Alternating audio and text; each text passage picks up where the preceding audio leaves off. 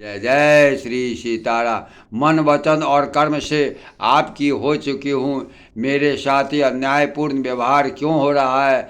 आप कुल, शील, सौंदर्य, स्वभाव तथा विद्या आदि से परिपूर्ण हैं। हे भगवान, आपकी समानता करने वाला प्राणी संपूर्ण सृष्टि में नहीं है। यद्यपि मैं आपके योग्य नहीं हूँ, किंतु मैं साधु महात्माओं के मुख से यह सुन चुकी हूँ, जो प्राणी आपके चरणों से प्रीति करता है उसे आपका प्रेम प्राप्त होता है।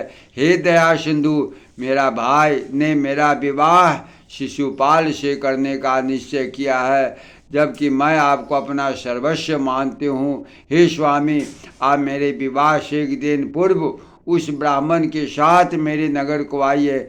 मैं देवी पूजन के बहाने मंदिर जाऊंगी।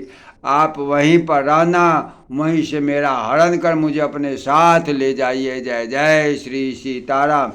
रुक्मिणी की व्यथा ब्राह्मण के मुख से सुनकर और रुक्मिणी की चिट्ठी को पढ़ने के उपरांत भगवान श्री कृष्ण जी सदैव की भांति मंद मंद मुस्कुराते हुए ब्राह्मण से कहने लगे, हे ब्राह्मण देव, मैं आपका अति आभारी हूँ जो आपने मेरी प्रिय रुक्मिणी का संदेश मुझ तक पहुँचाया। मैं आपका ऋणी हो गया।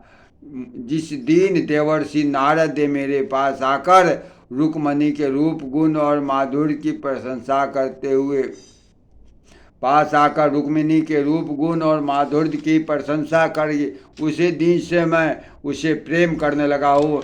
मैं सत्य वचन कहता हूँ, मुझे भी रुक्मिणी से उतनी ही प्रेम है जितना प्रेम वह मुझसे करती है। हे ब्राह्मण देवता, इस समय संध्या हो रही है, अतः आज रात्रि हमारे भवन में आप विश्राम करें। प्रातःकाल मैं आपके साथ चलूँगा। उसका पानी ग्रहण संस्कार परसों है, अतः कर हमारा चलना सब प्रकार से उत्तम होगा।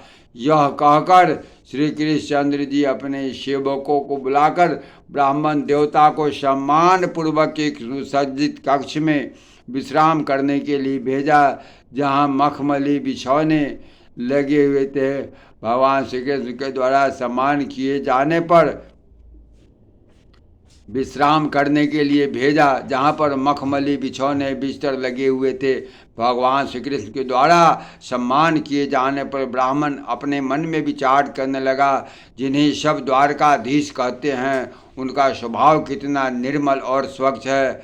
उनका तन इतना सुकोमल है कि पुष्प भी उनकी कोमलता के सम्मुख फीका लगता है। उनके पाँव के तलवे अत्यंत ही सुकोमल हैं। उनका मुख चंद्रकोटि के सूर्य के समान दमकता है। रुक्मिणी के कारण भगवान श्री कृष्ण का दर्शन पाकर मैं धन्य हो गया।